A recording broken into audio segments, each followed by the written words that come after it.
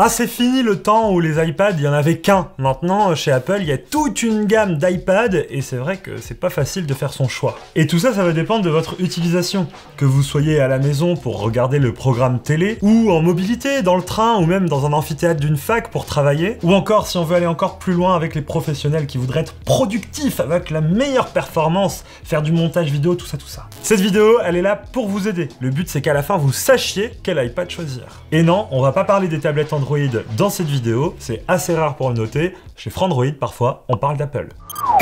Alors avec tous ces iPads, j'ai fait quoi? Ben clac, j'ai fait le tri.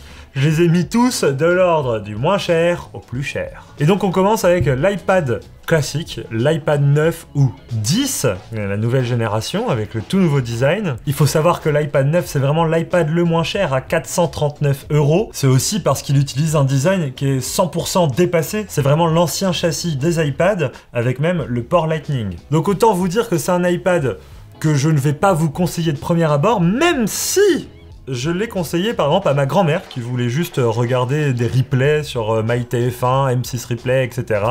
Bah, pour le coup, pour faire ça, ça suffit amplement. Après, voilà, si jamais vous cherchez un iPad pour en faire un peu plus que de regarder des replays ou des vidéos YouTube, eh bien sachez que juste au-dessus de l'iPad 9, il y a l'iPad 10. Et lui, c'est le tout dernier de chez Apple. Cet iPad 10, bah, on va pas se mentir, il est assez cher, hein. Il y a quand même une belle marche à monter quand on vient de l'iPad 9, puisqu'il est vendu 589 € avec 64 Go de stockage, donc autant vous dire que c'est littéralement rien, vous pourrez pas stocker grand chose, mais il a quand même quelques atouts, puisque déjà c'est le tout dernier design, qui embarque aussi une connectique USB-C, donc on peut y brancher un petit SSD externe si on veut stocker des choses dessus. Cet iPad, moi perso, je le conseille vraiment facilement à des étudiants, à des personnes qui sont vraiment en mobilité, qui font de la petite bureautique, que ce soit de la prise de notes, des envois de mails, du téléchargement de documents, enfin des trucs vraiment très simples, mais qui permet vraiment de voyager léger, et surtout avec une tablette qui est assez puissante, puisque finalement il embarque la même puce que celle qu'on a dans les meilleurs iPhones, et avec ça, bah, clairement, on peut un peu tout faire, quoi. Il y aura vraiment pas de souci. Alors, les promesses sont pas les mêmes que sur un iPad Pro, mais c'est vrai que là, franchement, avec un iPad comme ça, vous aurez vraiment très rarement des limitations. Par contre, il y a un truc qu'il faudrait oublier sur cet iPad-là, c'est l'Apple Pencil.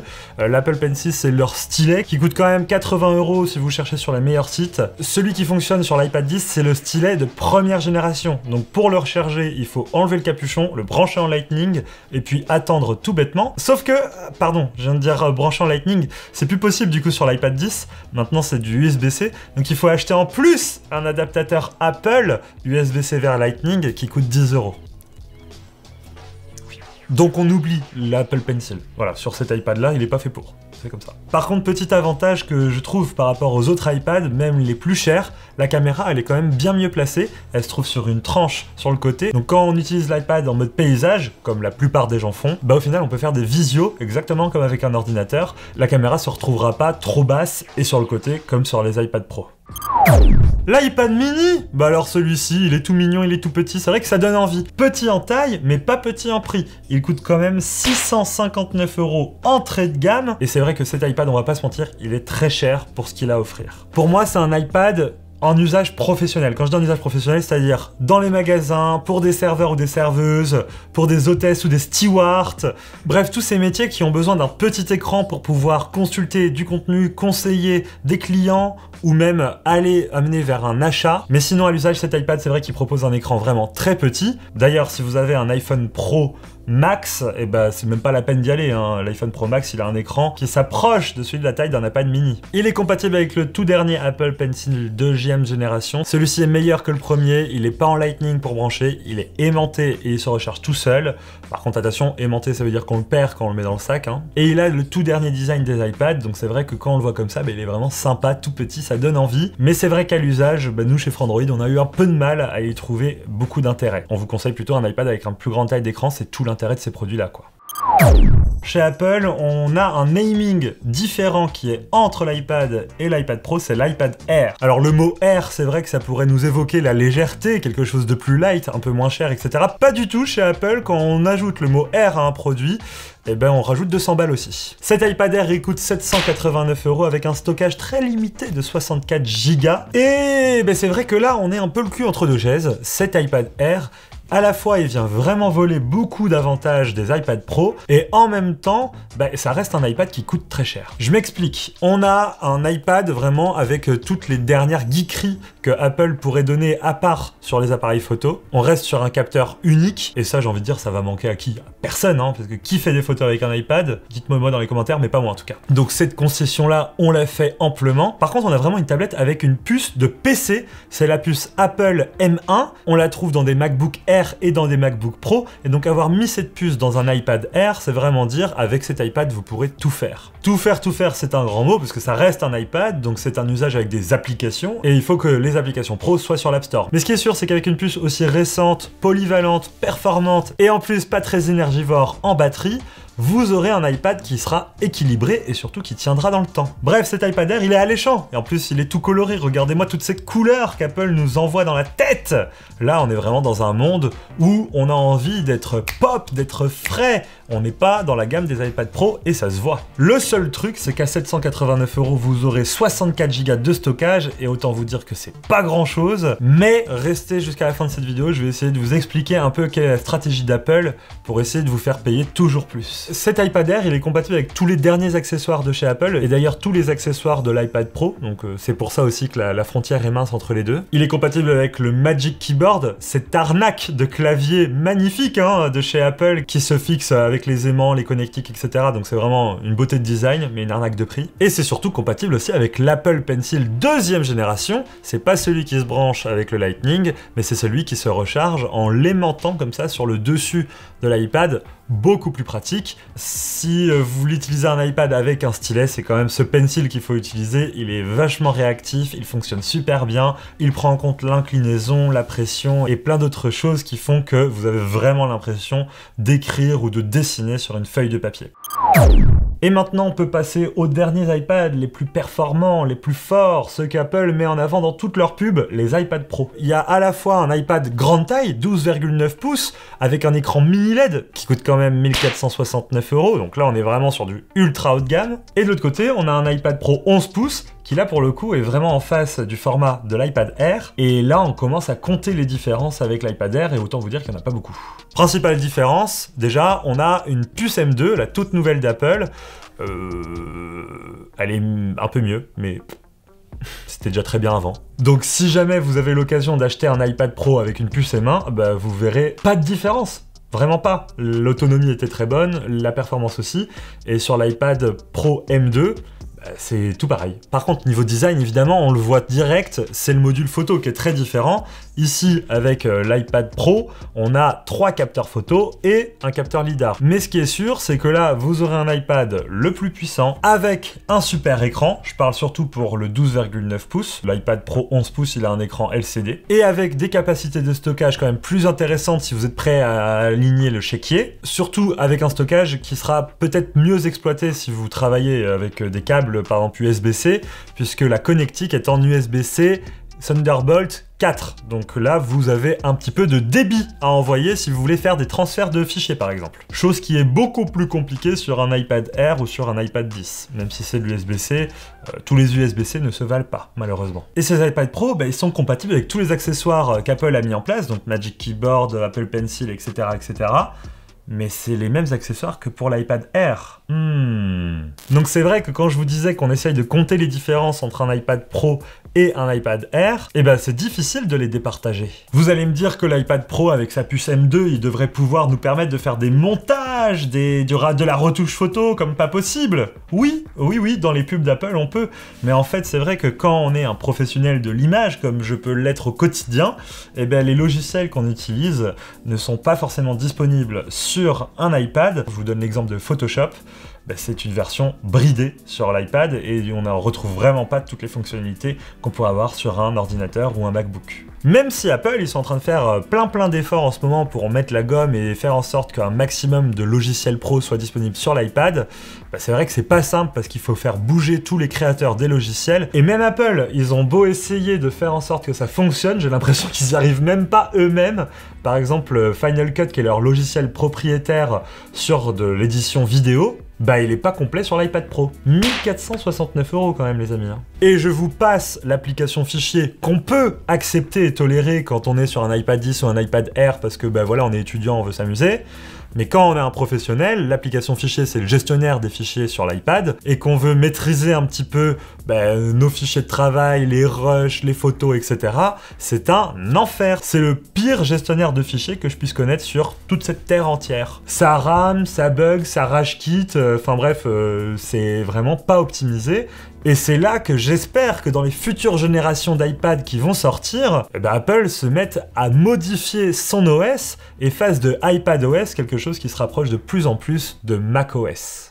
Bon alors voilà, vous voyez, avant c'est vrai que Apple c'était simple. Un produit, une gamme. Maintenant c'est une gamme, 5 produits chez Apple. Et là vous posez la question, lequel acheter? Alors prenons le problème à l'envers. Déjà, est-ce que vous avez vraiment besoin d'un iPad ?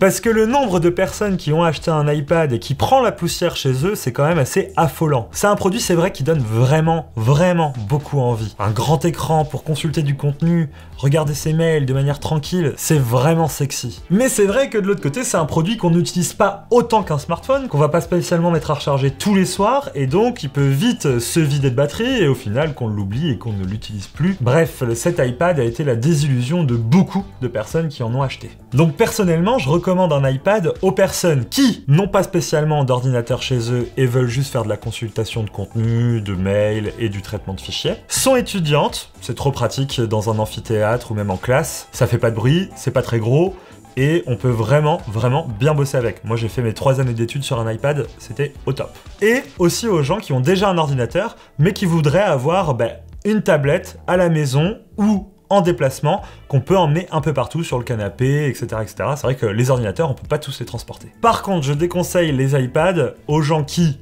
ont déjà un MacBook Air. On fait la même chose en mieux sur un MacBook. Et on le déconseille aussi, un petit peu, en vrai, dans une moindre mesure, aux personnes qui ne sont pas dans l'écosystème Apple, parce que c'est vrai qu'un iPad, ça s'utilise pleinement quand on est dans l'écosystème Apple. AirDrop, iMessage, Sidecar, FaceTime, tout cet écosystème d'applications natifs chez iOS, iPadOS et macOS, ça fonctionne bien ensemble, et c'est vrai que si vous achetez un iPad seul, vous profiterez pas à 100%, de la force d'Apple, c'est l'écosystème quoi. Et donc à qui ça s'adresse pas pour finir? Aux pros finalement, même s'il y a une gamme d'iPad Pro, j'aurais du mal à conseiller aux professionnels. Quand je dis professionnels, c'est les professionnels que veulent toucher Apple. Les monteurs, les personnes qui font de la 3D, des graphismes complexes, toutes ces personnes qui sont vraiment professionnelles et qui utilisent des logiciels complexe, c'est vrai que vous n'aurez pas d'équivalent sur votre iPad Pro, même si vous prenez l'iPad Pro. En plus de ça, ça reste un iPad, donc il n'y a qu'une seule connectique. C'est pas comme un ordinateur où on peut brancher plusieurs choses en même temps. Il faut pas prendre un iPad pour remplacer un ordinateur de travail. C'est pas comme ça que ça marche. Et là, je parle vraiment des pros de l'image, ceux qu'Apple veut toucher à travers leur pub. Parce qu'en réalité, sinon, l'iPad en général est un très bon outil pour n'importe qui veut traiter des mails, faire un petit peu de traitement de texte et du tableur. Alors lequel choisir là-dedans?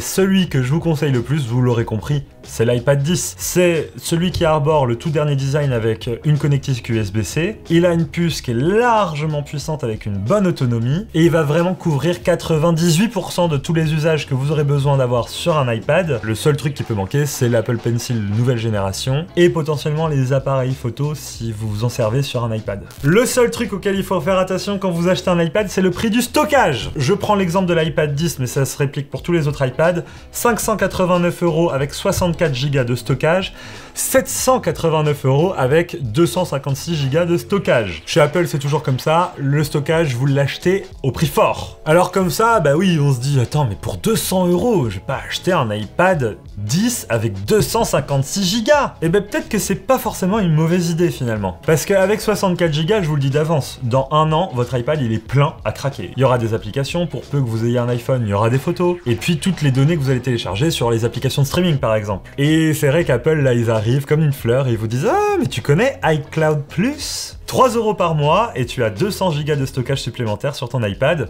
donc tu atteins les 264 Go de stockage au total. C'est pas beaucoup plus que 256 Go qu'on aurait eu à l'origine. Et même si Apple vous le fait payer 200 € sur le produit neuf, et ben avec iCloud Plus, si vous payez ces 200 Go supplémentaires en cloud pendant 5 ans et demi, vous atteindrez les 200 € supplémentaires. Sachant que les iPads sont des produits qui sont faits pour durer dans le temps, surtout chez Apple, on a des processeurs qui sont haut de gamme avec des matériaux vraiment qualitatifs. Donc en théorie, votre iPad, vous n'allez pas le changer au bout de 3, 4, 5 ans, 6 ans même. Moi par exemple, j'ai le mien depuis plus de 6 ans et il fonctionne encore très bien, donc vraiment c'est des produits qui vont durer dans le temps. Et c'est vrai qu'on peut se dire peut-être que ça vaut le coup de mettre un peu plus de stockage sur le moment, même si c'est un peu jouer le jeu d'Apple, de leur donner de l'argent et de leur donner raison de faire payer le stockage aussi cher. Et je vous parlais tout à l'heure de brancher un SSD avec la connectique USB externe, mais comme je vous l'ai dit, l'application fichier, elle est vraiment pas optimale et c'est vraiment compliqué, je trouve, d'utiliser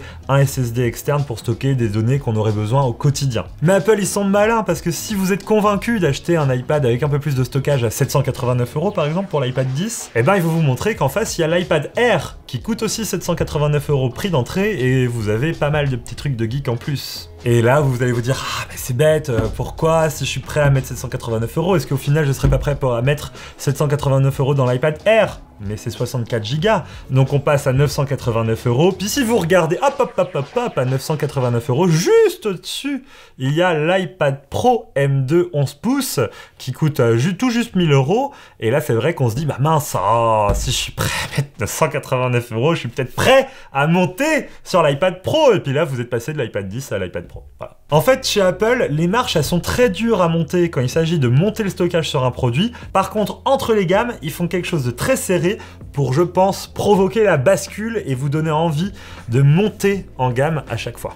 Bref, j'espère que cette vidéo vous aura aidé à vous éclaircir les esprits, même si cet iPad 10 il coûte cher quand même à la base. C'est vrai que pour moi, c'est l'iPad un peu ultime, c'est celui qui remplit tous les usages, et vu qu'il est très récent, il va continuer d'être mis à jour pendant de nombreuses années. Et c'est vrai que j'ai du mal à justifier l'achat d'un iPad Pro 11 pouces à plus de 1000 € quand on a tant de performances sur des iPads à 500 € quoi. N'hésitez pas à me dire dans les commentaires si vous, chez vous, vous avez un iPad, ça m'intéresse. Dans tous les cas, on continue de tester les tablettes Android, n'hésitez pas à aller voir sur le site. D'ailleurs, récemment, on a testé la Pixel Tab, qui est une bonne tablette, mais un peu trop chère aussi. Et n'hésitez pas à venir sur Twitch, on fait des lives tous les jours pour répondre à vos questions, on vous répondra avec plaisir. Allez, vive la technologie, vive les tablettes et vive Android, parce qu'ils m'ont manqué pendant cette vidéo. Ciao!